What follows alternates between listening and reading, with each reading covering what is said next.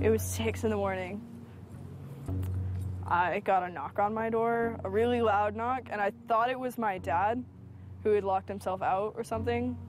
So I opened it, and it's the LED flashlights and the really obnoxious bulletproof vest and the dragging me out into the cold when I'm in my pajamas. That was not fun. They seemed pretty shocked by the sarcastic, belligerent, angry teenager that they dragged out of bed that day. I don't know if it's just that I was 19 or that I was a girl, but they didn't expect this.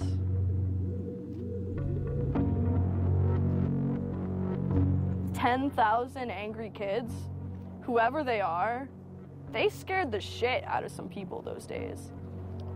They scared the shit out of the powers that be. And that's why this is being investigated. That's why I'm under indictment. That's it. Because between the days of December 6th and December 10th, 10,000 angry people proved to the government that their regulations, their ideas, their view of PayPal, their view of WikiLeaks, their view of the Afghan war and Egypt and Tunisia and Libya, it didn't fucking matter. Their opinion no longer mattered because someone was out on the internet kicking ass.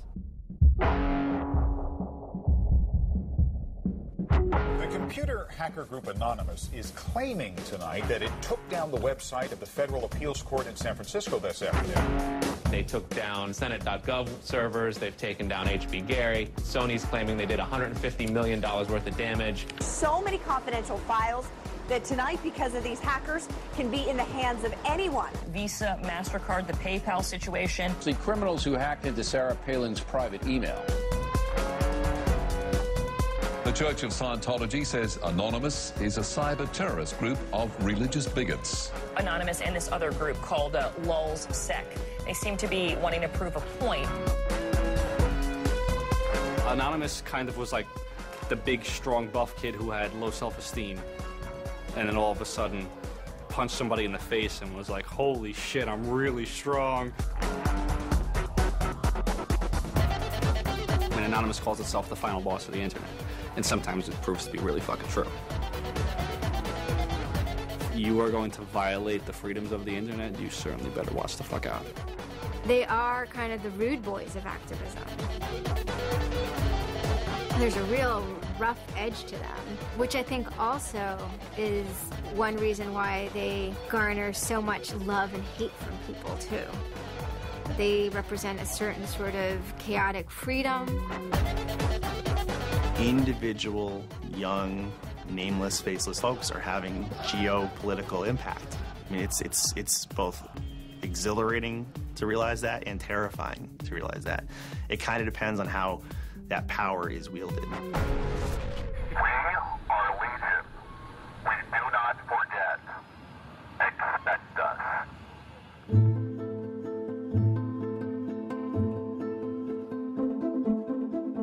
We stand for freedom. We stand for freedom of speech, the power of the people, the ability for them to protest against the government, to right wrongs. No censorship, especially online, but also in real life.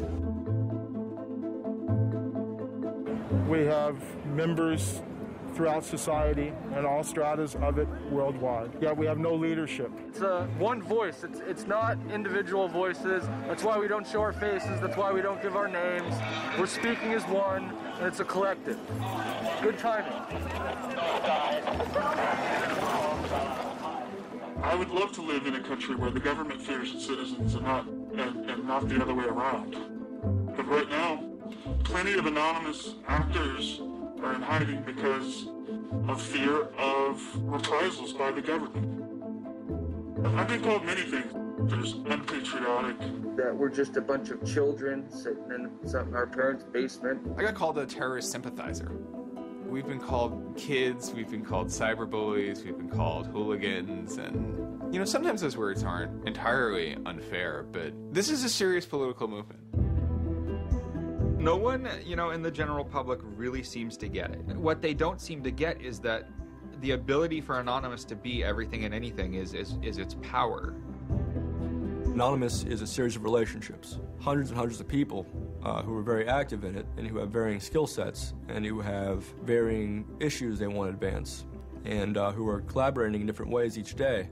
They're a little bit like a prism or kaleidoscope. They've got many different facets and many different sides. Of course, when you spend enough time with them, you start to get a sort of feel or texture that's not just random, right? Yet it's very multifaceted, very rich, which does span from the quite lighthearted to the very, very serious. Bob Dylan had a line in a song just saying, to live outside the law, you must be honest. They might do something which isn't technically correct, maybe it's not legally correct, but they're doing it for purposes that in their minds at least are ethical. People who know what they're doing, who share an ethos, who have a commitment to exposing and humiliating the man, who have a very low tolerance of lies and what they perceive as evil on the part of overweening power structures. They share information, they share tools and techniques, and they are currently having a very good time. The hacker culture, as we know it, really sprang from one place. It was MIT, and it was specifically the people in the Model Railroad Club, the Tech Model Railroad Club. Hacking originated as humorous pranks. When the guys at MIT put a Volkswagen up on top of the dome of the building, and people woke up and saw the car up there in the morning, or they measured a bridge by the body lengths of somebody. I would say his name was Brian, and discovered the bridge over the Charles River was, 822 Brians. These are funny things. That's where hacking originated, and it migrated into engineering and computer communities. It's witty, it's pranks. Basically, Microsoft and Apple both got their entire start off computer crime. Bill Gates stole pretty much all of MS-DOS. Steve, Jobs, he was creating boxes to defraud the phone company, I always saw hacking as implicitly political. Hackers, whether they're conscious about it or not, whether they're explicit about it or not, make a statement about how we should treat information. And some years after my book came out, one of the people I wrote about, Richard Stallman, got very publicly and explicitly political about open software. And he believed that software should be free. Free as in freedom, not free as in beer, as he put it there. Behind it, whether misguided or not, there's a political impulse. Hacktivism was a term coined by a group called Cult of the Dead Cow. The Loft had an interesting relationship with the Cult of the Dead Cow. There was 3 members that were in both organizations. And we kind of kept like the serious security research that they would do under the Loft name. And if they were doing some sort of just goofy stunt-like things, they would do it under the Cult of the Dead Cow name. Because the Cult of the Dead Cow was really kind of sort of like a propaganda type of organization. They had a guy who was the minister of propaganda. They're kind of merry pranksters. Like, everything they did was completely over the top. They would dress up like Mr. T sometimes. They would do rap songs at DEF CON, like a rap performance. One of the guys there, I think his name was T-Fish, short for Tweety Fish, coined the term hacktivism because he saw one of the things his group was doing, which he called hacktivism, was writing software that people in other countries could use to communicate securely, even if their government was spying on them. So the principle was freedom of expression. It was everyone should have access to the internet. Everyone should be able to communicate and get their message out on the internet. Even more important in countries where there was repressive regimes, that if you said something against the regime, they would come and take you away, and you weren't saying it anymore. A good place to start are with what has often been called virtual sit-ins, which use the tactic of a denial-of-service attack.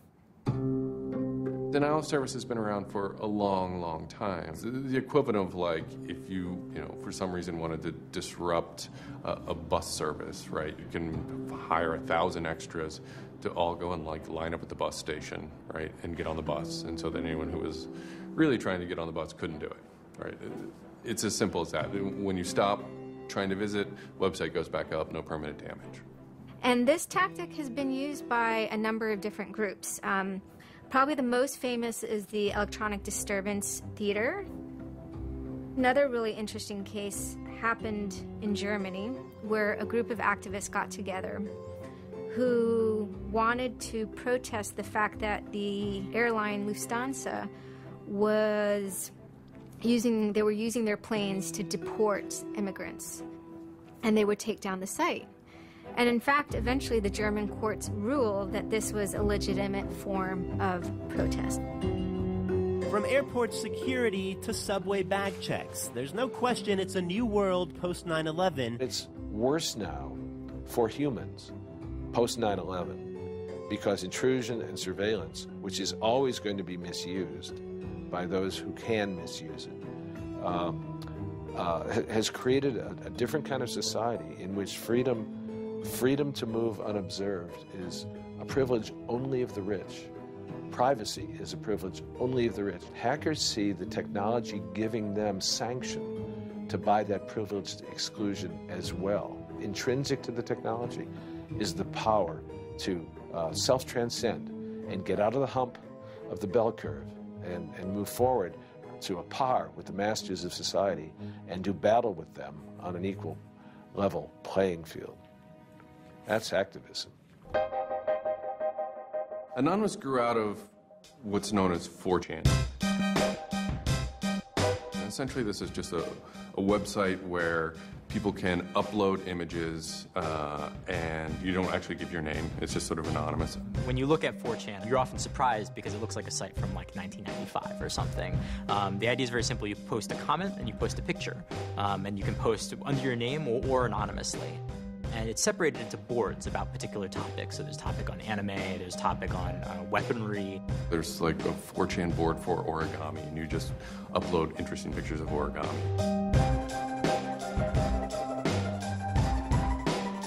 And then there was a group called the B board, which essentially was for like anything goes. The first time anybody goes on B, it's kind of an instant revulsion. Because there's never a time that you go on there where you don't see something horrible. That instantly puts off a lot of people.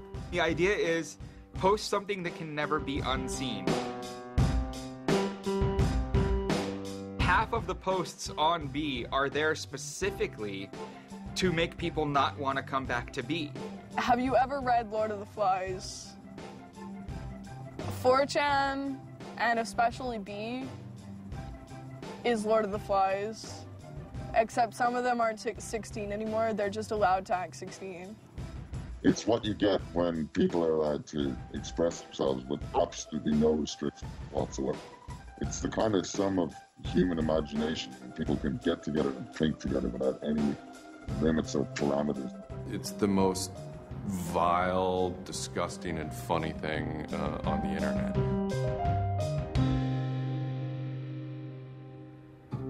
4chan was founded by Chris Mootpool when he was very young, maybe 15, in the early 2000s. He started 4chan because he was a big fan of Japanese animation. Christopher Mootpool is the sweetest kid you've ever met in your life. He's small and he's got these sort of like tiny features, and he runs the most disgusting website in the world. What I think is really intriguing about a community like 4chan is just that it's this open place. As I said, it's raw, it's unfiltered, and sites like it are kind of going the way of the dinosaur right now. They're endangered because we're moving towards social networking, we're moving towards persistent identity, we're moving towards a lack of privacy, really. The B board, that's the exact opposite of Facebook. Facebook, like, you're supposed to be like who you are, and there's sort of one model, which is that like you're friends with people, right? In 4chan, you're totally anonymous nobody. And anonymous speech is, a lot of it's ugly, but not all of it is, right? It is actually sort of a place where people can be honest. One of the important things about 4chan is to have a thread that really explodes and lasts for a long time. If it doesn't, then it disappears. It's a site that's not archived. So it creates conditions for anything that grabs attention at some level. And so humor and grotesqueness as a result are quite good for that. I'd rather just be referred to as anonymous, I guess, in any interviews, because I have some docs out on me. 4chan's just where I went to. I grew up on it, and I lived there. That's just what I did for fun. It takes a thick skin to enjoy it. But, you know, as long as you're not offended, you'll occasionally come into something really cool or really creative on 4chan. I think the most interesting thing about it is how you can watch memes evolve. You'll see something posted one day, and then a week later it's got 50,000 derivatives of it. A meme is basically just an idea. It's kind of like a gene, but in the realm of the idea. A lot of the great internet memes that we all know and love, you know, lolcats, right? You know, little cats doing funny things, and then they have, you know, Icon has cheeseburger, right? All that stuff seems to start in this, like, petri dish that is 4chan b-board.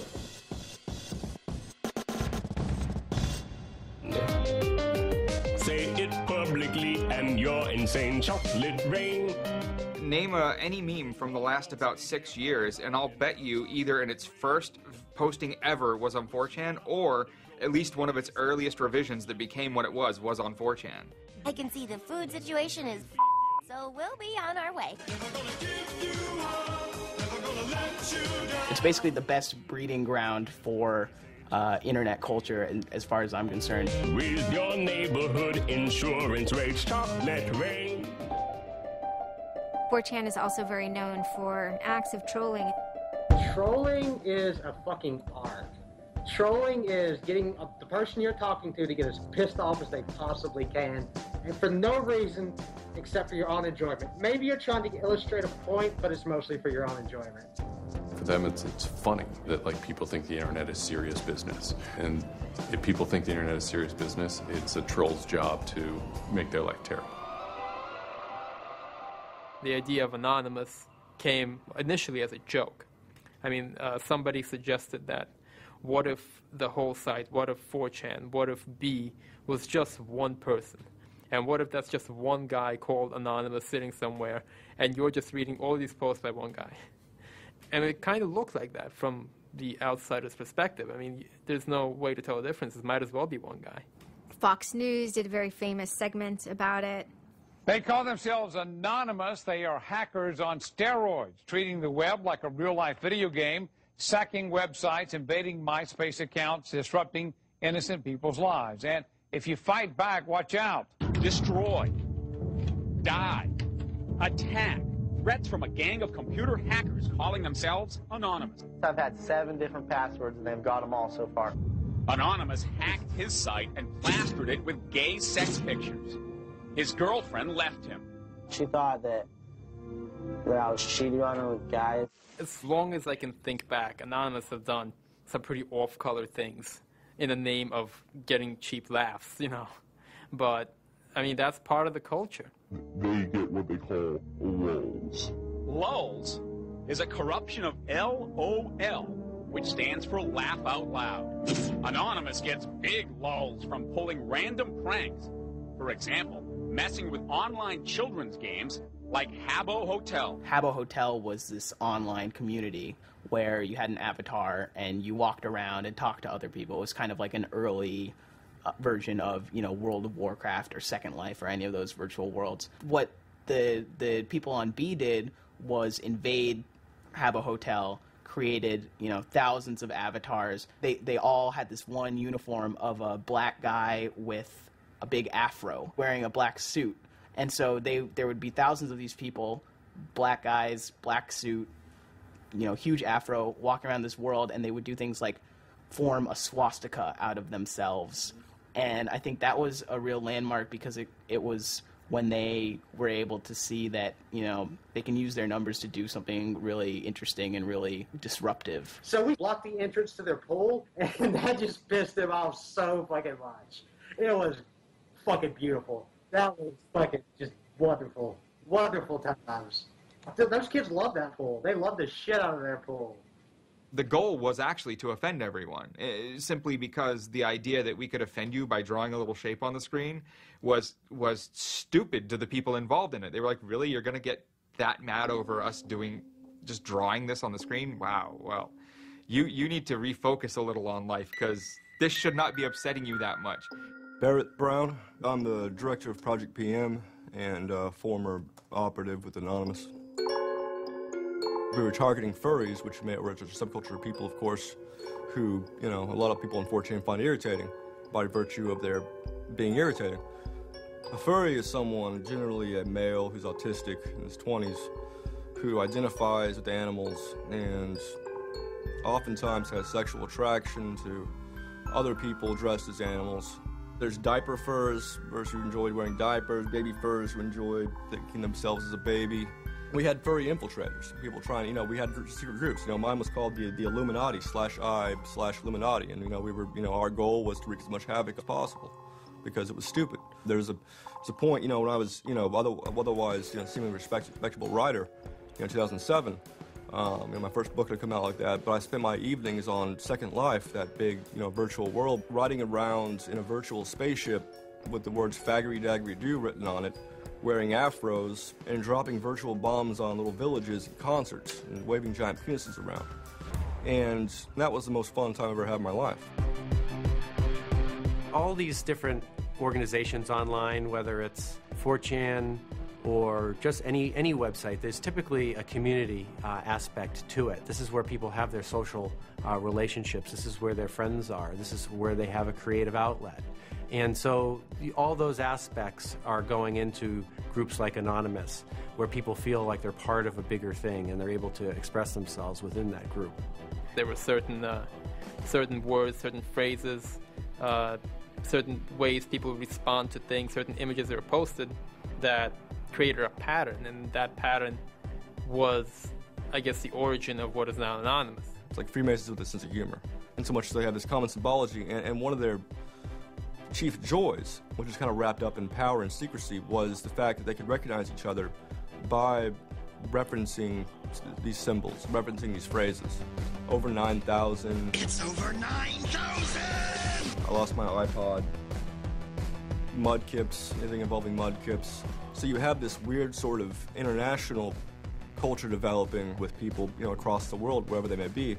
In late 06 and, into early 07, there's a bit of a sea change where instead of just posting a bunch of content or randomly saying we're going to go over to some website and post a bunch of dirty comments against someone, it becomes a little more organized. Welcome to the Hal Turner Show. They went after a guy named Hal Turner. I am being discriminated against because I'm white. Hal Turner was a neo-Nazi who was, big online and had a podcast. I think that the 14th Amendment was not ratified properly, and I think, therefore, it is still okay to have Negroes as slaves in America. The first time I heard about Hal Turner is he was knocking somebody on 4chan. He was just being a major dick to a relatively known user. And for the fun of it, we started trolling him. And then I guess we kind of figured we had a moral high ground, which allowed us to get people on our side. But he was a fucking neo-Nazi. That's not okay to be in modern society. You're not allowed to do that. And there's a million neo-Nazis out there. But he started picking on our dudes, so we had to go to our dude's fucking defense. And it just so happened that he was a neo-Nazi, so that's a bigger reason that he's a fucking dickface. I'm like, yeah, screw that racist son of a bitch. Let's do this, So I joined in, and I made some of the phone calls, and, I played around on the chat thing on his website and posted in the threads and whatnot. Who are you? Where are you calling from? Hola, this is Pedro. Spick, Diego. Don't call my radio show anymore, you filthy spick animal. The college that I you're go on the Hal to Turner Show. has begun an integration program where they try and purposely lower standards to bring more blacks and quote-unquote diversify the campus. And by the end of the next 5 years, they intend to bring over 9,000. He was just a horribly racist radio personality who seemed to handle it well when you called in. Like, he could handle being berated by Anonymous. And that made it very interesting. It made it a bit of a challenge. It wasn't some guy who just either crumbled or stopped answering the phone. It was a guy who would yell back. I don't see where you're going with this. Where I'm going is, I believe Barack Obama is genetically incapable of exercising the power necessary to govern the most complicated nation on earth.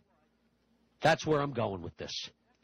And I think part of the reason he's incapable of doing it is because of racial genetic inferiority. Is that clear enough for you? No, you changed the subject again. Wait a second, you asked Hal Turner wasn't the first, like, actual person that, Anonymous had caused trouble for, but the circumstances ended up being significant. They DDoS'd his website, stuff like that, costing him thousands of dollars, bandwidth fees. We DDoSed him, which is overflowing his server with packets and fake information. And then we kind of trolled him in real life. We sent countless pizzas to his house. We signed him up for escorts on Craigslist. We sent a bunch of pallets of industrial materials to his house, which he ultimately had to foot the bill for. And basically we destroyed his ability to pay for his radio show, and that took him off the internet. He was super pissed. And then they ended up getting some real hackers to help them out. Like, this wasn't sort of pranks. They actually were able to get into Hal Turner's private servers and his mail servers and find some interesting emails that he was serving as an FBI informant, which, if you're a right-wing neo-Nazi, is not a good thing to be. And obviously him being an FBI informant, and also his reaction, his sort of douchebaggy reaction to the raids, damaged his credibility within the white nationalist scene, which is a shame.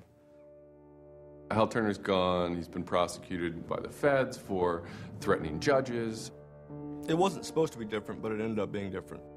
People who observe Anonymous see this group called Anonymous going after this white nationalist and say, oh, hey, look, Anonymous must be some kind of activist organization. So by virtue of those people joining Anonymous, Anonymous becomes more of an activist organization. What follows is a period of confusion and anger in which the original Anonymous people, the sort who want to keep Anonymous as this nihilist little, ridiculous group, are upset that now, that the most terrible thing on the internet is now becoming a force for good all of a sudden. Anonymous has never been about getting media attention or getting all of this attention towards it. I mean, it's a community, a pretty, sometimes insular community that just kind of kept to itself, made jokes and made content. But that was, of course, changed completely, just turned completely on its head when Chinology started. Anonymous began to become less of just a culture, people who wanted to perform pranks, and more of the internet's first army. I'm Mike Vitale, and my handle is Seth Dude. Now, this is January 2008. Anonymous is strong now. We're not a little dinky fucking group anymore. This is millions of people worldwide, and we're watching. And then Scientology stepped in with a big target on its chest. A video came out of Tom Cruise. It was supposed to be like an internal Scientology video, talking about secrets of Scientology. Being a Scientologist, when you drive past an accident, it's not like anyone else. As you drive past, you know you have to do something about it because you know you're the only one that can really help. It talks about you're the only one who can stop, bad things from happening. And so this is kind of widely mocked online. It circulated like wildfire. There's nothing part of the way for me. It's just... People found it humorous and goofy. And the Church of Scientology went into their legal mode, and they threatened websites with lawsuits if they didn't pull down the video. Instantly, the Scientologists post a DMCA, Digital Millennium Copyright Act. And this is a way that if you own content, you can go to video sites, upload sites, and have your content pulled when someone uploads it illegally. So Scientology's always at odds with the internet, always trying to legally bully people out of fucking them over on the internet. They always did that. And then here they are trying again, but you know what? Anonymous saw that, and they said, oh, you guys just fucked around badly.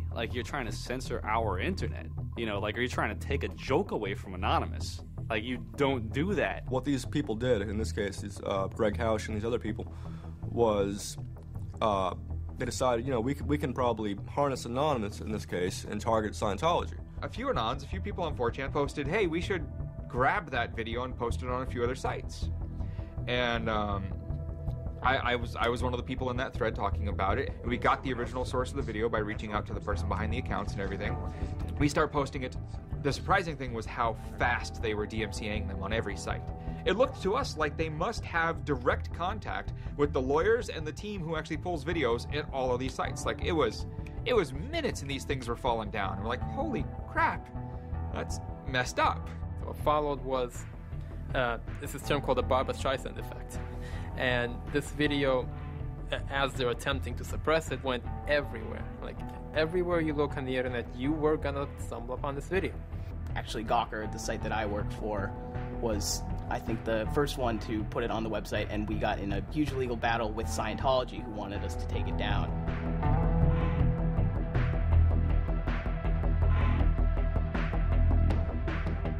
A guy joins the channel, and he says, you should all look at Gawker. So we go over to Gawker, and the strangest thing has happened.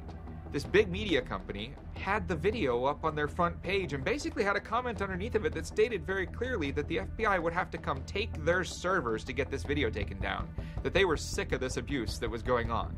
That made us think, what have we gotten ourselves mixed up in here? Scientology is an interesting target because in some ways it's the perfect inversion of what geeks and hackers value. At so many different levels: science fiction, intellectual property, discourses of freedom, science and technology. It's very proprietary, it's closed. And so in some ways, if you had something like a cultural inversion machine and you stuck geeks and hackers in there, you'd get something that looks a lot like Scientology. So it's quite offensive, and there's a real pleasure in attacking your perfect nemesis. We're just such polar opposites, with them being secretive and us hating secrets, and, you know, them being so inclusive and us being, you know, anybody could say they're anonymous, and most importantly, how fucking self-important they were. They thought they were fucking untouchable. They thought that they were like, you know, like their own little church mafia and shit, you know?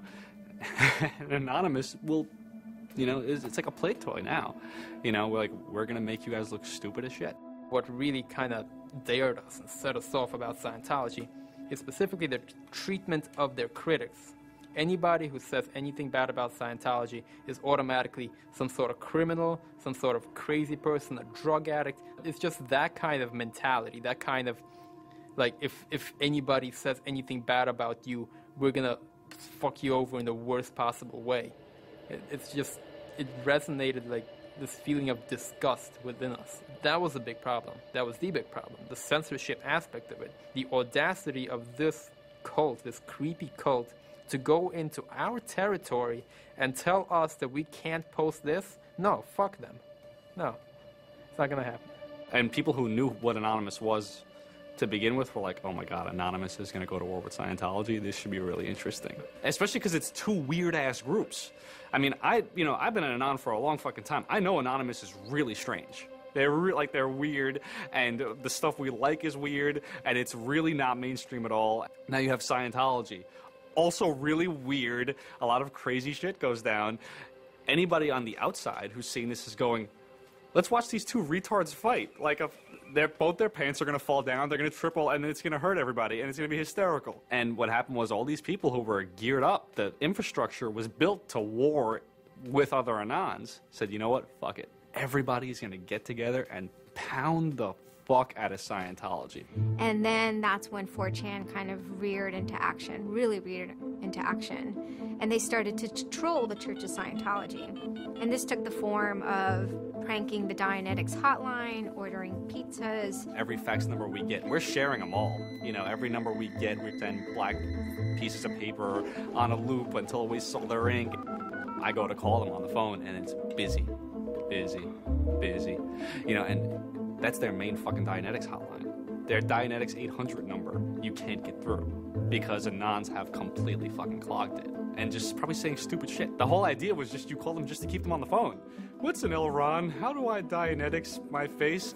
They were not expecting that, and they couldn't handle it.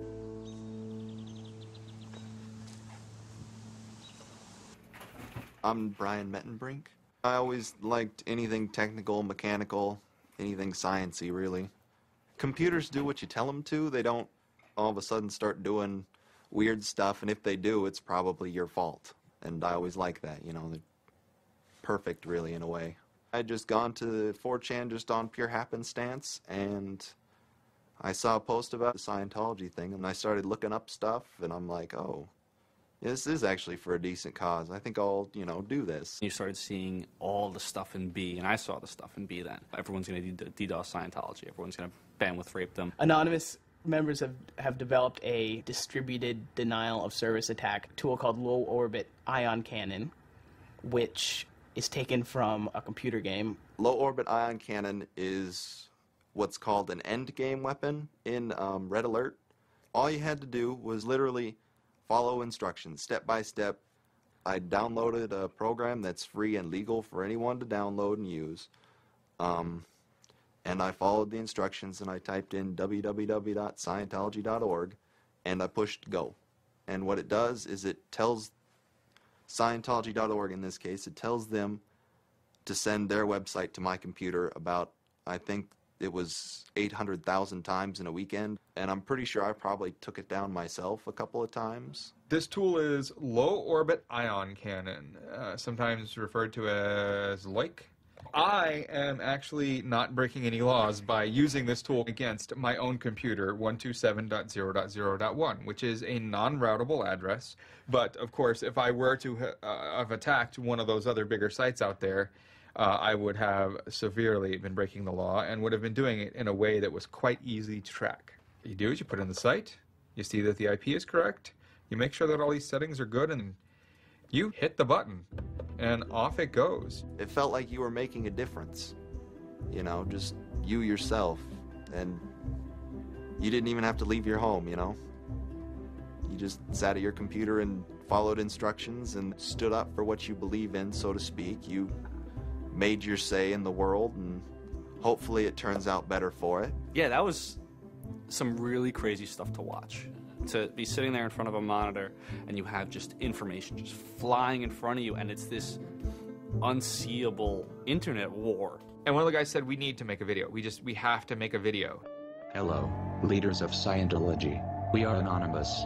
When the video came out on January 21st, that was one of the first times that Anonymous, as a culture, started referring to itself as Anonymous as a movement, and declared that it was going to take down and destroy the Church of Scientology. That video probably changed everything. Knowledge is free. We are anonymous. We are legion. We do not forgive. We do not forget. Expect us. It basically looked like if a computer was going to tell you that he was going to beat the shit out of you, this is what it would look like. That one video, you really galvanized that moment of innovation. That's exactly like with that video, internet activism, as it's known today, was born. What the video was saying was, it's over. You're not going to be able to follow people back to their house anymore with impunity. You're not going to be able to just issue a cease and desist letter to any reporter who wants to write some shit about you that you don't like. You know, that's done with. Every time you do that, Anonymous is going to hit you harder. So we made a video named Call to Arms that said, we're going to the streets. Every major city of the world has a Scientology building. Be very wary of the 10th of February. Anonymous invites you to join us in an act of solidarity. Anonymous invites you to take up the banner of free speech, of human rights, of family and freedom. Join us in protest outside of Scientology centers worldwide. And you just see this consensus forming that it's going to happen. So we made the third video, the Code of Conduct. Don't bring weapons. Dress accordingly. Cover your faces, because they will try and find out who you are and screw with your life. Rule number 17. Cover your face. This will prevent your identification from videos taken by hostiles. Scientology has a history of harassing, stalking, and just generally doing horrible things to its critics. So people needed a way to hide their identities. A lot of people had very legitimate fears. They don't want to be followed home. They don't want to be stalked. They don't want to put their families and themselves in danger. Everyone was going, well, we're going to wear a mask. What's the only fucking mask that we all already know or have a joke about? And it's the Guy Fawkes mask. You see the movie V for Vendetta, the ending scene where everyone's wearing the Guy Fawkes mask. That is very reminiscent of what Anonymous thinks Anonymous is.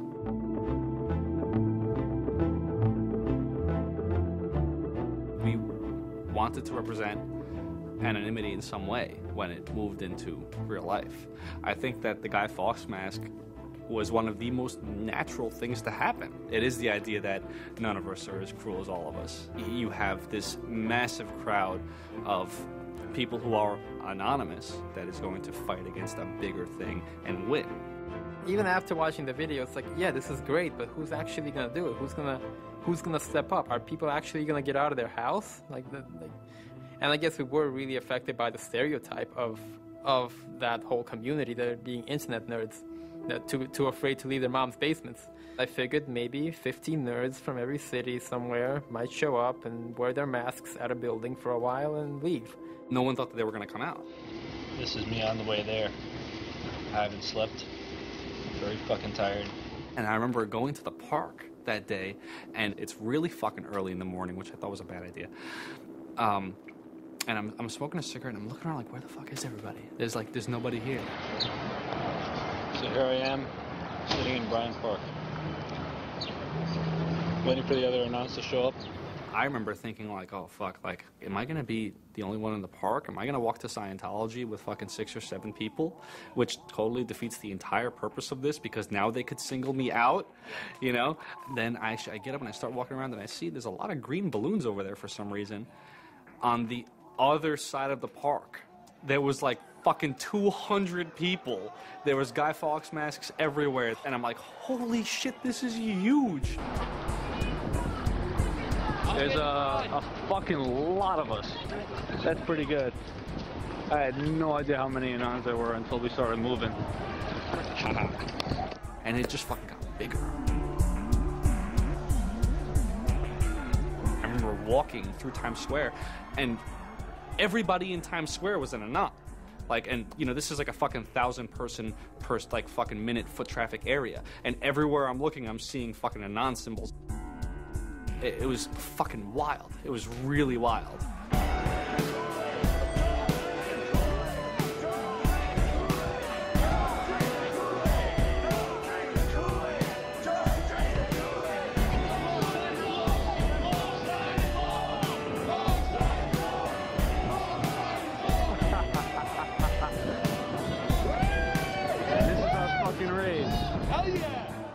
So we start getting numbers in.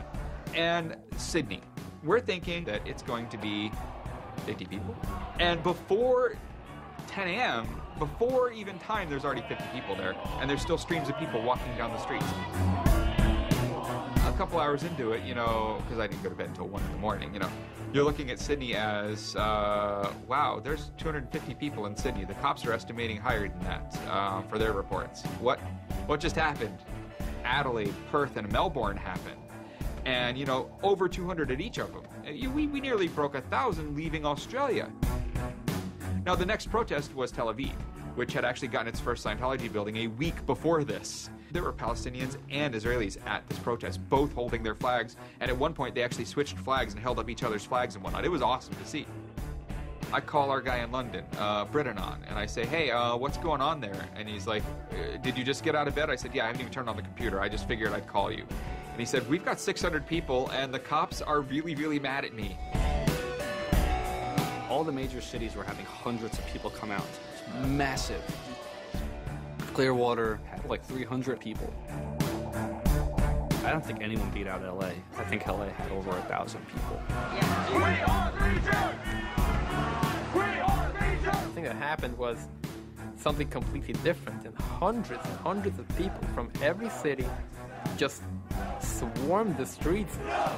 It was kind of overwhelming, a little even scary, but scary in a good way. Soon, you know, we're at around the 10,000 mark, you know, and we were joking the whole time, over 9,000, you know, one of those memes. It was too surreal. It was not believable. You go by what name? We are anonymous. It was very empowering, especially after people saw the thousands of people showing up. This was it. We owned the world at that point. You've got lolcats, and you've got rickrolling. You've got all these other things that Anonymous has been involved in. Then, you know, take us a month later, and, you know, 10,000 people were just in the streets. And in every major country in the world, in every major city in the world. And what the hell just happened? What changed? You know, who flipped the switch? The world looked very different to me at that point. We all met each other. The idea of an Anon is you're fucking alone until you get to 4chan, you know, and then these people all think like you know? And all of a sudden, you're not alone. You are with fucking 500 others. You know, they all know the same jokes as you. They all clearly have similar interests as you. Here's your culture. You meet your own people finally.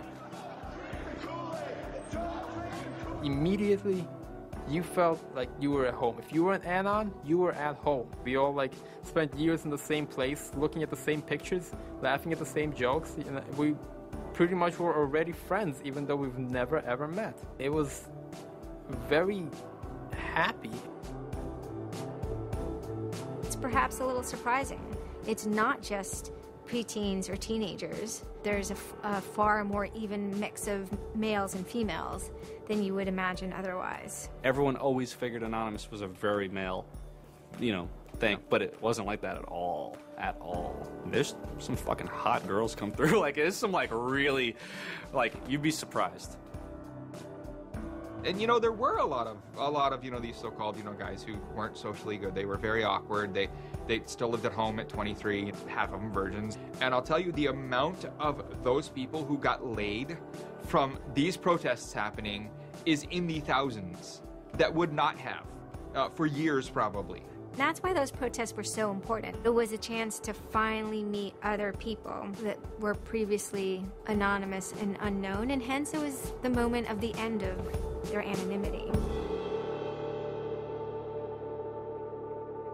Scientology, they kind of fought back, so to speak. They posted stuff online. While claiming they are peaceful, in less than 3 weeks, anonymous members made or encouraged 8,139 harassing or threatening phone calls, 3.6 million malicious emails, 141 million hits against church websites, 10 acts of vandalism, 22 bomb threats, and 8 death threats against members and officials of the Church of Scientology. They basically antagonized, really, is what they did, which is really one of the things they're great at. They wanted to find me. They did. They hired PIs. They started taking pictures of us, threatening to sue us. People were getting followed. People were getting followed home. It'd be a regular thing for someone to say, oh, I had to lose someone on the subway. I saw someone from the Scientology Center, and they were following me. They would follow us to our houses, try to intimidate us, send us cease and desist letters. They had a PI hand deliver a cease and desist letter from a very expensive lawyer. It was a double message there. It was a, hey, we know where you live, and we know your name, and here's something from our lawyer. Just these old tactics that they used to fight the activism they faced before the internet were completely ineffective against Chanology.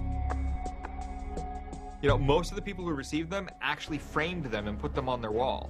I've seen multiple of them framed and put on the wall. Mine's sitting in my closet somewhere in a box. They don't care to actually use the legal system to get you thrown in jail. They care to use the legal system to get you to stop. I did the whole low-orbit ion cannon stuff, and then I pretty much just went about my life after that for probably, I think it's 6 months, and then the FBI showed up here at my parents' house where I wasn't, looking for me. 2 men got out of the car and took their jackets off and laid their guns on the front seat and came up to ask us if Brian was home and explained that they were the FBI and they were looking for Brian, and I've never been so scared. And then my parents directed them to where I was living.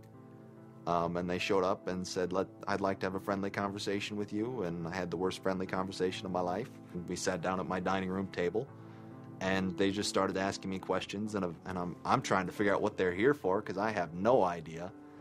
And they eventually started asking me questions about Anonymous. I was scared to death. I mean, my son is looking at 5 years in jail and a $100,000 fine. I had no idea that it was any sort of this big of a crime to do what I did. I thought it was the kind of slap on a wrist, $200 fine type crime.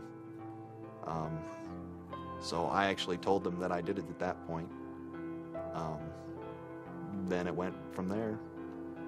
But yeah, I would have never ever believed that the maximum punishment for this was 5 years in prison.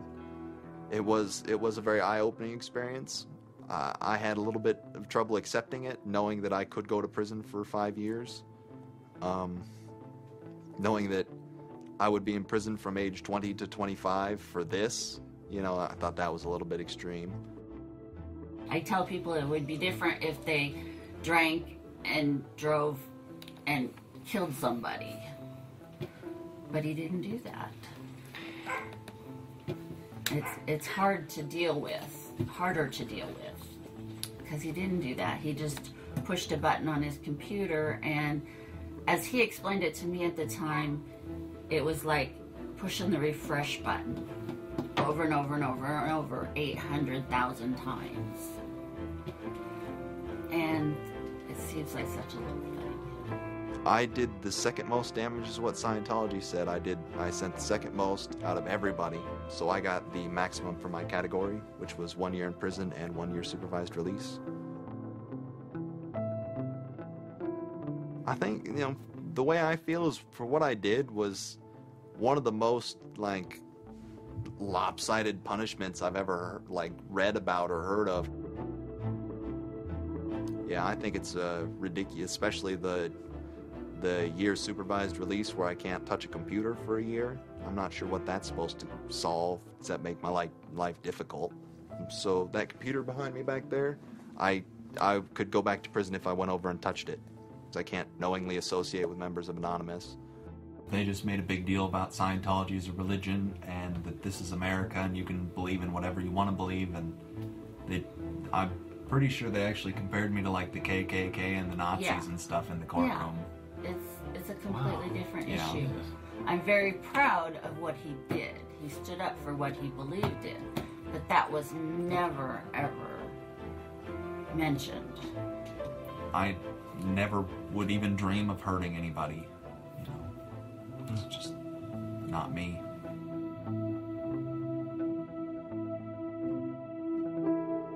Prior to Anonymous, critics of the church still had to be very, very careful because of the aggressive lawsuits that were launched against academics, journalists, and other critics. I would say that era is over. And Anonymous, more than any other sort of intervention, is probably responsible for that change. This actually caused a decent rift in Anonymous. There was one big group, significant group of people who would say, this Chinology stuff, it's cancer, it's awful, it's bad, it's just bringing attention to us that we don't want. The trolling isn't happening, we're not getting our jollies. Like, now this is all really serious and moral and somber, and like, well, you know, that's not what I signed up for, that kind of thing. And then there are the people who were on the other side who are going, well, I only signed up for the serious and somber. You guys, go away. This is, you know, and, you know, there became this very fierce clash of ideologies, and it was alien to us. They decided, in their own words, which I was privy to because it was told to me, stop ruining our bad name. So to make Anonymous look bad, they go off and they post animated GIFs, animated images to epilepsy forums that are black and white just strobing really quickly. So any of the epilepsy people on these support forums see it and they fall off their chairs, you know, in seizure. You start hearing this term moral fag.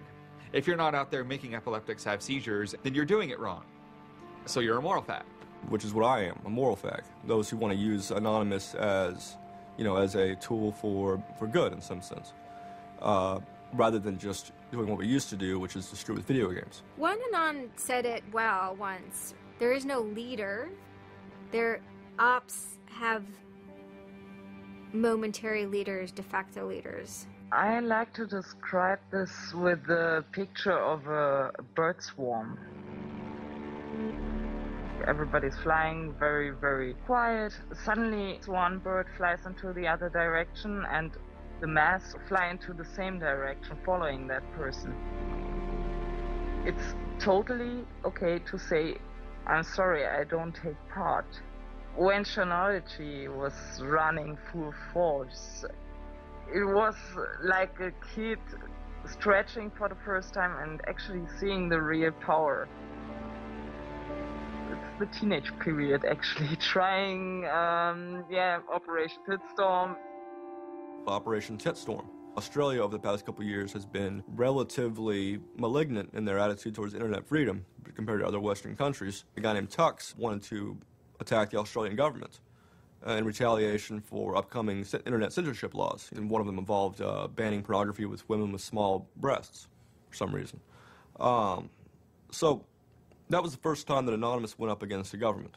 When they DDoS'd and took down several government sites, it was the first time that Anonymous was going up against a state. If you had asked me all throughout 2008 and most of 2009, is the politics of Anonymous always going to be sutured and hinged to the Church of Scientology? I would have said yes. And it became unsutured, unhinged, when a different political wing was born in 2010. The Motion Picture Association had hired an Indian software firm to DDoS the Pirate Bay. And Anonymous, coming out of 4chan, DDoS, the Motion Picture Association of America, as well as then other groups like the Recording Industry Association. It angered people for a lot of different reasons. I mean, obviously one of the reasons was they were attempting to censor the internet. Another of the reasons, though, was that, you know, people in Anonymous had been arrested before for taking part in such attacks. Say on the Church of Scientology and other targets that there had been before. I think there was a big sense of the hypocrisy in it. This was the moment a kind of networked kind of architecture was born, where there was a different node that was unrelated. Some people crossed over, and they were connected by aesthetics and by ethics, and yet this was a different ship that was sailing.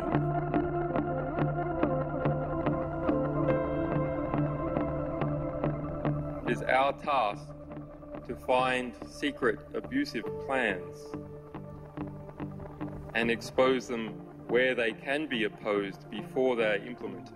The interesting thing about someone like Assange is that he actually also sprang from, you know, a hacker culture. It's a mentality of spreading information. Julian was Mendax. He was the greatest hacker that ever walked the face of the earth when I was a kid. I mean, they rumored he could move satellites around in space by hacking into NASA. I mean, you know, maybe it never happened, but I mean, it was, you know, it was a myth that kept young kids like me wanting to, like, you know, plug a computer into a modem and see if I can move some satellites around. WikiLeaks is an instantiation of the hacker ethos. Truth wants to be free, and we want to liberate it. WikiLeaks released a huge trove of diplomatic cables. There was a lot of controversy from every quarter of society. The WikiLeaks website released nearly 400,000 secret U.S. files on the Iraq War late today. It was the largest leak of classified U.S. files in history. The diplomatic cables show the U.S. is spying on its allies. Lots of things which were understood in private and may have been not even talked about explicitly. Suddenly they're out there in the cold light of day, and it's going to make some governments and some individuals very uncomfortable. He was showing the world a glimpse of how, you know, the powerful elite actually work, at least to some extent. I mean, these are fairly low-level diplomats sending messages back and forth, but it's a side of government you hardly ever see, and it's pretty eye-opening. And you know, once it's out, it's out. I think information wants to be free. Let's look at it. Let's analyze it. It's important that we know such stuff. It's important that we know what our governments do, and if they don't tell us, then somebody has to. There was one particular moment that really sparked the fire, and this was when PayPal, MasterCard, and Amazon pulled services for WikiLeaks.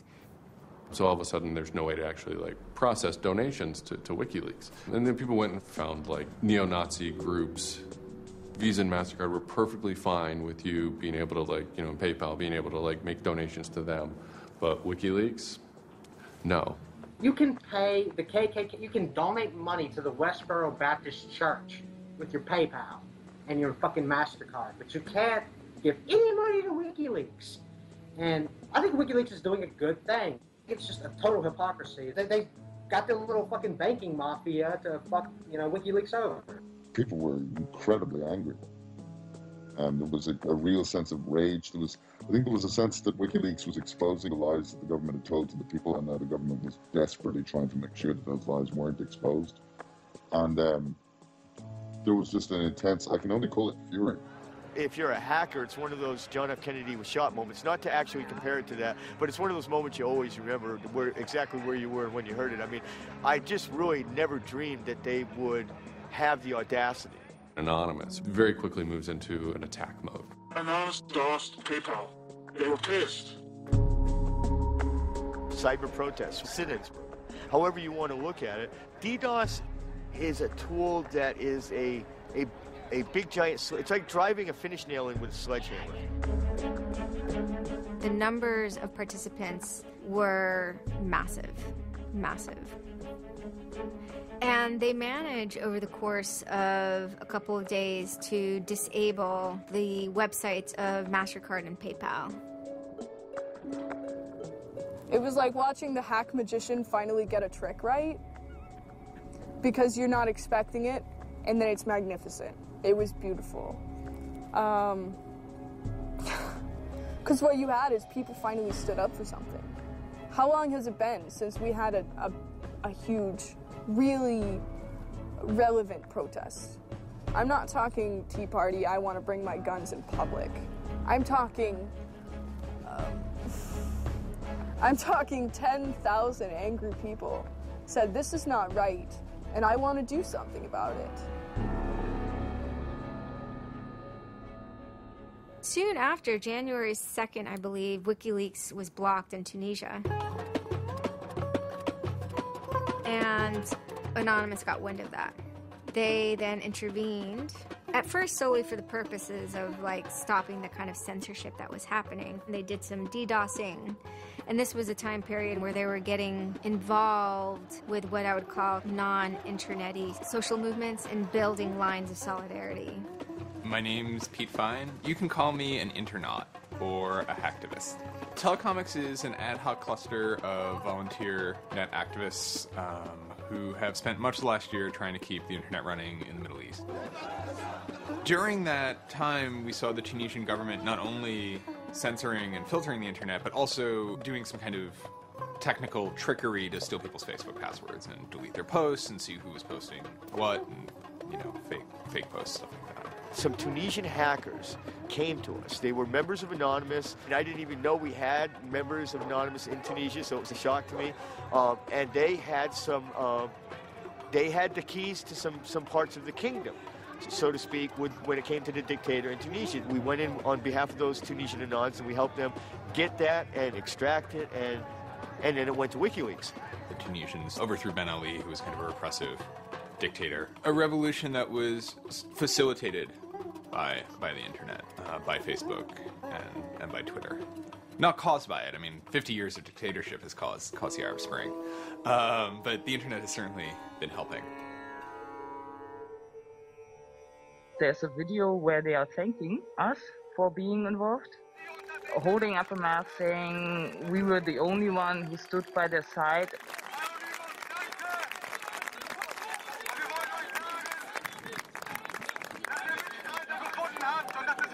For me, it was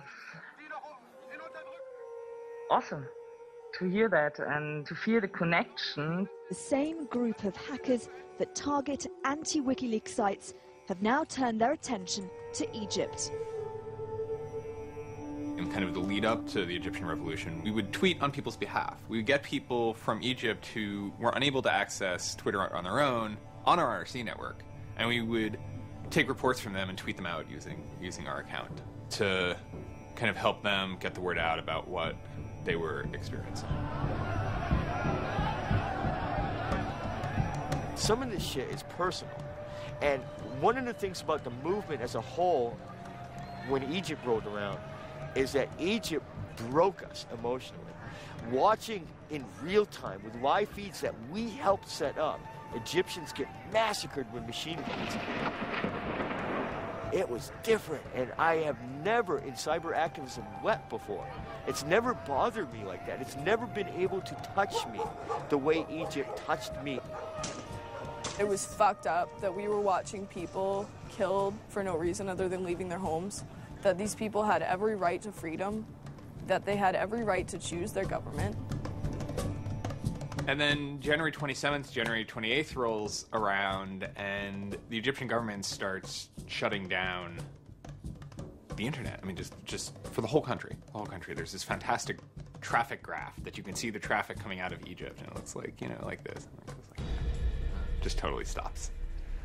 And we were just shocked. We were just like, what the fuck? Like, what the fuck? To think that a country would completely cut itself off as much as it was able to from the outside world was pretty unthinkable. You know, we know bad things go on in the dark places. And suddenly it got quiet. I remember that somehow burned into my brain that first Twitter was flooded and suddenly everything was quiet. That's the kind of thing that could start riots. I think when Mubarak did what he did, I think it really upset people here as well as in the Middle East. I put myself in their place, and I found myself in a desert of nothingness because he just wiped out everything that my world incorporated. That just showed me and everybody else that the same thing can happen at any time, at anywhere, in any government. Anonymous and the people on the internet stood up and said, go fuck yourself. You want to shut down their internet? Fine. The people on the internet will show them how to turn it back on. It's almost like the internet as an actual thing. It's like the internet is a living thing. It's like a conscious thing that gets up and says, no, you can't do that. A lot of my friends helped with encryption, helped people on the ground in those countries validate SSL keys and certificates, and really showed them how to subvert their government and become free. And then Telecomics started to tweet connections to the internet, dial-up connections. In Egypt, the care package we put together included some kind of our comms information, the ham radio and dial modem details. In total, we helped coordinate and run about 500 dial-up modem lines. We also Googled up treatments for tear gas and other kind of basic medical treatment and found folks who could translate that into Arabic. Sort of put this together in a nice one-page PDF and fax, and off it goes. I think the most effective thing was shutting down government websites. We're taking your dictator's web pages down. It is cyber warfare at that point. When you're dealing with a dictator like that that's killing people, all the gloves are off. We are going to not just take your websites offline, we are going to destroy your every communications. We are going to wreck you like a nation state would wreck you. In Cairo, Egypt, the crowds are shouting and screaming.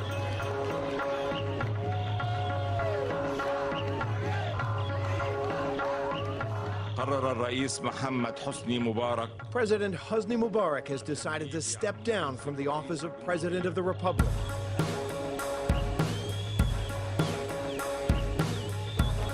When Mubarak left, it was a hell yeah moment. People can rise up, people can make a change. And I think for a lot of people in America, it was the first time they had seen people rise up and take down their government and say, we're sick of this shit. We're sick of the oppression. We're sick of living as slaves to your power. We had Egyptians come thank us as we're doing this stuff, and I said to them, like, look, you guys just get our back if stuff goes down here. Although it was awesome and it was one part we were fighting for me it was quite clear that it's not the end of the story. That it's not suddenly changing into rainbows and nine cats or whatever, but that we now have to watch even more. The FBI is now investigating Anonymous, a loose collection of rogue, tech-savvy hackers credited with bringing down the websites of MasterCard and Visa last December. So there were 40 raids back then. They seized computers, cell phones, and this kind of technical apparatus, sometimes including in the case of, a 19-year-old girl lived with their family, they took their parents' stuff too. There's always been a sort of cat-and-mouse dynamic, not just in relation to the feds, but also to these sort of groups that have appointed themselves as guardians of the Republic, and there's groups called like Backtrace Security, which is made up of a couple of deranged people who, I think for personal reasons, have grievances against Anonymous. I've been threatened by people who are former Secret Service agents who now run private security companies. Suddenly, on February 5th, Financial Times article comes out that we all see. And it's quoting this guy named Aaron Barr, who's the CEO of HP Gary Federal, which is an intelligence contractor. And Aaron Barr is telling his Financial Times journalist, Joseph Min, that he's been secretly monitoring the AnonOps server where all this is going on, and has done so for several weeks, and using his own custom brand of information operations techniques, has managed to identify the alleged leadership of Anonymous, including 25, quote, lieutenants, unquote, some sort. We have to see this document. Everyone wants to know. We don't need to destroy him. We don't need to destroy his company. We just need to see the document, and we'll decide what comes next after looking at the document. So they get it. It was unbelievably easy to get into that network. And my name was on there as a screen name, and Greg Hausch was listed there by a screen name. The fact of the matter is, what he told Financial Times was, everything he told them was demonstrably untrue, and very much hilariously so. He had to be shut up. It had to be proven to the world that this guy was a retard and that his information was in no way valid. Now, to put that in hacker terms, Anonymous is a hornet's nest, and Barr said, I'm going to stick my penis in that thing. In a mere 24 hours, he was owned, pwned completely by a small group of participants who basically went on a hacking rampage. Faster than you can say, get these hornets off my penis. Anonymous took down Barr's website, stole his emails, deleted the company's backup data, trashed his Twitter account, and remotely wiped his iPad. And he had just reached the Hammam High level on Angry Birds. The HP Gary hack brought about 70,000 emails. Probably the most important ones had to do with a proposal that HP Gary had already formulated. It was packaged up as a nice PowerPoint presentation, kind of act as privatized agent provocateurs, where they were going to discredit WikiLeaks. HP Gary was proposing submitting fake documents to WikiLeaks, and then when discovered as fake, the error could be called out and it would discredit WikiLeaks. Right. So, so there's a lot of specifics that I can't talk about. So let me try to answer that though in a general sense. Well, first of all, it's probably no surprise to anybody. I'm not a big fan of WikiLeaks. I think that the broad purpose of trying to get as much information, proprietary or classified information for the government, expose that, is an extremely destructive and dangerous purpose. As Julian Assange had a few months before noted that they had information on a major bank showing wrongdoing, and Bank of America somehow knew it was them. And the proposals involved for Bank of America and the WikiLeaks problem, they entailed conducting information war on WikiLeaks and its supporters, creating dissension within WikiLeaks, DDoS attacks. You also wanted to launch cyber attacks on WikiLeaks infrastructure to get information on document submitters. Well, one thing I guess I want to make sure is clear is, none of those activities had actually occurred. In business, there's, when you start proposing or thinking about an idea, there's a brainstorming phase. And somebody says, well, what if, what could we do? What's theoretically possible? Well, still, this was an idea. This was proposed. This was something that you thought about. Right. They also wanted to go on a campaign kind of targeting Glenn Greenwald, who's a reporter for Salon, who's an outspoken kind of critic of the government and supporter of WikiLeaks. It seems like you're trying to attack a journalist here.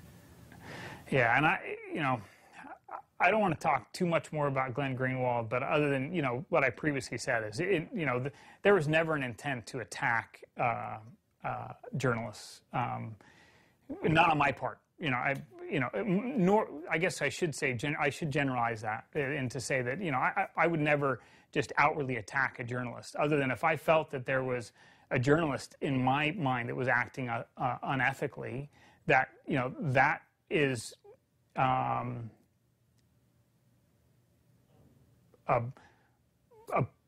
that's a fair game for having a public discussion about. They were walking a very fine ethical line at points, and in many cases, the mass opinion is, no, they stepped well past it. I will not support broad theft of information released to the public, because that's nothing but destructive. if somebody has information that's been stolen from them, and whether or not WikiLeaks encouraged the theft of that, or whether or not it was just put in their lap, still they're threatening to release the information that is the private property of another organization. So your choices are to just allow that to happen, or to try to stop it. How offensive is too offensive? We've certainly seen a lot of strategy coming out of governments across the world now saying, publicly admitting that they need to develop better offensive strategies in cybersecurity, because defense as a whole isn't enough. It never is enough. Some of the most important things that have had the most far-reaching influence and have been the most important in terms of what's been discovered, not just by Anonymous, but by the media in the aftermath, is a result of hacking. That information can't be obtained by the traditional journalistic process, or it can't be obtained or won't be obtained by a congressional committee or a federal oversight committee. For the most part, that information has to be, obtained by hackers. After this had happened, although only a small number of people had participated, the collective mood was exuberance within Anonymous. It was a kind of moment of the lulls being recharged, which people were excited about because people felt like the lulls had been running low during the Middle Eastern protests. And so it was a moment of great triumphalism within Anonymous. Anonymous is currently targeting Sony's website. We are doing this because Sony is currently suing people for making features the PlayStation originally had available to the public. It started off as a denial of service attacks, but then someone really broke into the PlayStation network and stole all the user accounts and all the credit card information. Sony has confirmed that hackers broke into its PlayStation network, exposing the personal information of up to 77 million users worldwide. Anonymous basically bent Sony over and had their way with them, and the consumers were the ones that also got hurt in the process. 2 months of people not being able to use the PlayStations, that actually had real hardcore end-user impact. If they break into a site and they pull back customer information, do they really need to disclose 100,000 customers? No. What they're doing could be done a lot better. When I say better, I mean better for the end user, for the customers, while still making a point. And then, kind of seemingly out of the blue, there was something by the name LulzSec that sailed into the seas. Well, LulzSec, it's sort of a group of a couple people, mostly from Anonymous, who, in large part, were the same people who hacked HB Gary. And they decided to form this little group and just carry on operations sort of outside of the purview of Anonymous for a while. They hacked whatever they wanted, they released whatever they wanted. It's almost like they had no rules. They just said, this is what we're going to do. We're going to stir up the cart. We're going to get some trouble. We're going to make some waves. And they did. What they did was they put on a play. Not high arts, not lowbrow either. It wasn't particularly, let's just say, grotesque. Their symbol was a kind of cartoon caricature of the Monopoly man with a monocle and a cigarette. There was a lot of iconography of boats and ships, pirate motifs, and then, of course, a cat. Chaos and mayhem. Right now, it's probably one of the right things to do. Some of the things LulzSec did in the court of public opinion were less noble. Private citizens were being doxxed, or credit card numbers that could have been redacted. You could still make your point without actually, giving up people's personal details. So the court of public opinion swayed that LulzSec had crossed lines that maybe the previous manifestations had not. Collateral damage, such as the release of docs and people's personal information who are just caught in the crossfire, really, of an anonymous confrontation, is something that a lot of anons don't really support. There was a lot of, infighting about it because their way, wasn't really our way. We will not attack the media. PBS's Frontline runs a documentary on mainly focused on Bradley Manning, the alleged leaker to WikiLeaks. And for a lot of Bradley Manning supporters didn't like it. They felt it was a little too psychologizing, right? It was like looking a little bit more like his personal life than like why does he leak the documents and what the documents actually meant. They hacked a website putting a story that Tupac and Biggie had kind of escaped the world of celebrity fame and attention and retired quietly and discreetly in New Zealand. Lulzsec, when they attacked PBS, that gave me the creeps, As a journalist, I'm not too thrilled with the idea of someone judging that we don't like you to write that. We don't like your reporting, so we're going to shut down your website. I'm uncomfortable with that. It could be me, and I could be writing something about a group that they didn't like. And, hey, I'm happy to sit and talk with them about it, but, don't shut my website down. This is obviously about freedom of speech, so attacking the press would be would sort of be a bit of a contradiction. So people always said, well, we shouldn't do that. And obviously Lulzsec had a completely different agenda, so they had no problem doing it. They sort of saw themselves going out there, breaking into like anything, everything, governments, corporations, police departments, largely for the same reasons Anonymous would. They went after Arizona for immigration policy, 50-day run, causing mayhem, havoc, and then, ended it. The computer hacking group, Lulz Security, has announced it's disbanding, saying it had achieved its mission to disrupt government and corporate organizations for fun. I call this whole thing the rise of the chaotic actor. It's not like the first time we've had hacktivism, but we're definitely seeing like a renaissance in it. And chaotic could be chaotic good, neutral, or evil. If you go back to the old Dungeons & Dragons charts. And some people see Anon-Ops initially, let's stick with Anonymous, as chaotic good. They saw Operation Payback, or they saw attacking Scientology, and they say that's good. It's like Robin Hood, right? Chaotic good. Outside the system, but doing something good. Other people saw Anon as chaotic evil, like the Joker. They just want to see the world burn and doing potentially irreparable damage. And the truth is, yes, it's the entire column of chaotic.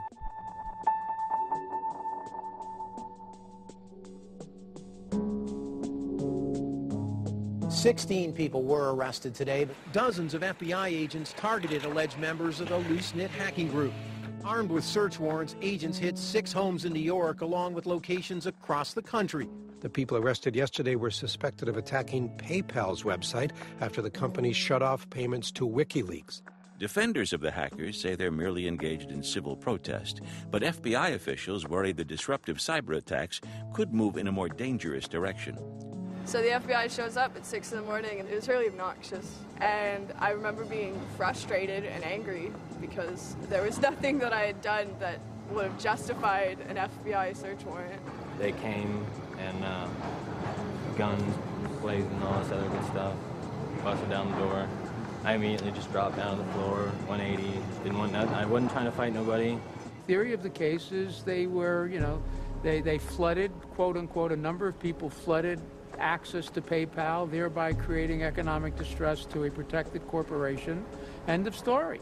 This is not a case involving identity theft, involving outing emails, involving violating privilege, involving theft of services, involving, shutting down business. It is a pure case of internet or cyber sit-ins. I think when Barack Obama gets on television and says, flood the switchboard, shut down the Republicans, send the message, that's legal. And even if you accept what the theory of this prosecution is, it's no different. This is an electronic sit-in at its finest. If you're a pedophile, the average is 11 years. If you're a computer hacker, the average is 15. And I think that's ridiculous.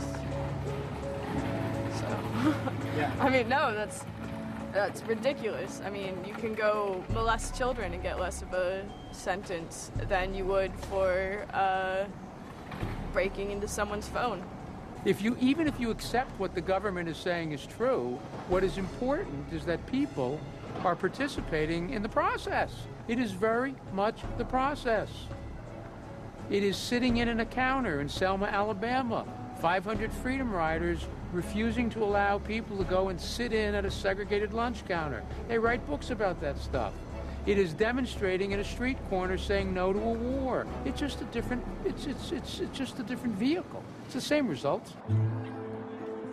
For 9 months I ran from my indictment, but they busted me. I went to jail, I bonded out, and then I held a news conference, you know, because as risky as that was and against my lawyer's advice, I wanted the world to know some fucking things about what's going on. I didn't want the feds to have the only voice in the dialogue. This document alleges that I am the notorious hacker activist known to the world as Commander X. I am Commander X.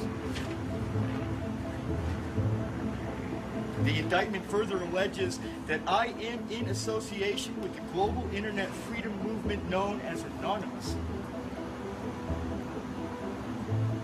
And I say yes, I am immensely proud, humbled to the core, to be a part of the idea called Anonymous.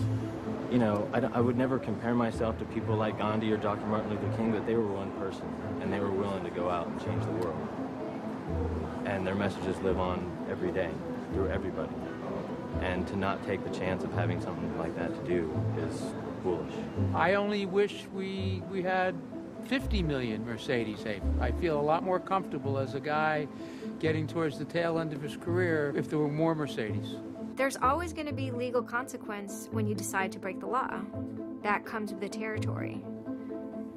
And it would be naive not to expect that. The question is whether the punishment will be proportional to the crime. And I suspect it might not be.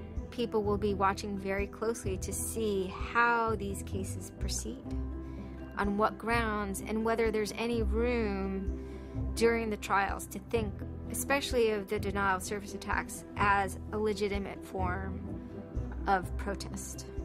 So much of our lives are now configured, at least in part, on the internet, so we better start thinking about how we claim parts of the internet as spaces that we can also protest in. This is the point in history at which you decide whether or not protesting is possible online. You can stand up and you can say freedom of speech extends to online. We have the right to not be monitored by our government because of our opinions. It's up to you. You're in the position of Huck Finn. Do you remember Huck Finn at the end of the book? He's told he's got to take that slave and give it back. Two things will happen if he doesn't. One, legally, he'll go to jail, as Jim is property. Two, he'll be damned eternally and burned in hellfire because he's in an evangelical environment in Missouri. And Huck smokes his corncob pipe all night and thinks about it, and next morning he says, well, damn it, I'll go to hell then. In other words, he discovered that in order to be an expert at ethics, you had to transcend the legal and sanctioned religious appropriate truths of the day in order to access the meta-truth of both legality and righteousness. Well, hackers see themselves as Huck putting down that corncob pipe and saying, all right, I'll go to jail. All right, I'll go to hell. But I'm going to do the right thing. I suppose the question you really want to ask is, would I do it again? And honestly, after thinking about it, I felt that I did what was right. I had a belief, I still do, that what I did was the right thing, and hopefully someone got some good out of it. You know, I'd love to think that maybe I stopped someone from joining a cult, you know. Probably wouldn't tell on myself next time, but, you know, I don't think I would have changed a single thing other than the whole talking to the FBI thing. Yeah, just the little detail that kind of changed everything, yeah. I'm angry. Occasionally I have small breakdown moments of terror, but I haven't stopped believing what I believed. I haven't stopped wanting to fight. I haven't stopped caring.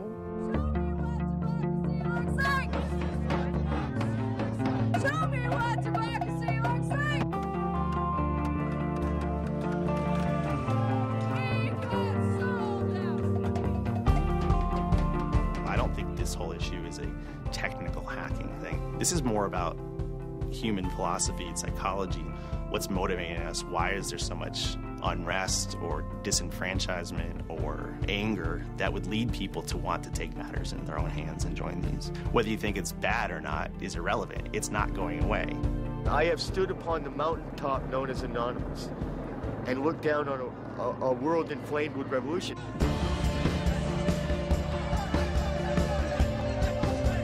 What can you say? Your spine tingles when you're at the cusp of history. When you're surfing, the waves of history, your spine tingles. There's a lot of people in Anonymous who feel very deeply and very sincerely about their contribution towards democracy around the world. And I think that's one of the main things that I'm most proud of about Anonymous. There are things that I'm not proud of about Anonymous, but we stand against censorship and we stand against oppressive governments, even our own. It's a very noble thing. If you have power in real life and you have money in real life, it doesn't fucking matter on the internet. What matters on the internet is your actual ideas. How smart you are, the quality of you. And when certain organizations that, they want to extend their real life power onto the internet, it's not gonna fucking take because of Anonymous. And history teaches us that change simply doesn't come with flowers. It doesn't work. If they say I'm a criminal, damn, well, then I will be one. Anonymous is evolving thing. It's like a phoenix. It might occasionally catch fire and burn to the ground, but it'll be reborn from ashes. It'll be reborn stronger.